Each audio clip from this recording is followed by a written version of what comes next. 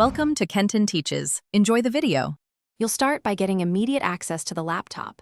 Press the power button and reach the login screen. Next, choose a strong password. Aim for 12 or more characters, mixing upper and lowercase, digits, and symbols because complexity thwarts guessing. Once done, set up recovery options. Link an email and phone and note a secure backup method. Make sure you jot that recovery info somewhere safe. You'll need it if you forget the password later. You now change the password in the account settings, so open Settings, go to Accounts, then Sign-in Options. Enter the new password twice, include a hint if allowed, but avoid revealing words. Add a PIN or set up a biometric option as a quicker, secure fallback. This helps on-the-go access.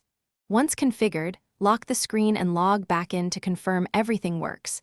This validates the change and prevents surprises when you need access quickly. Finish by enabling disk encryption and setting automatic screen lock after a short idle time. This protects data if the laptop is lost. Save the password in a reputable encrypted manager or keep a physical copy in a safe place. Either option reduces risk. If you get locked out, use the linked recovery email or phone to reset the password, or boot recovery tools if necessary. Make sure to follow manufacturer steps. Thanks for watching. Please subscribe if this video was helpful.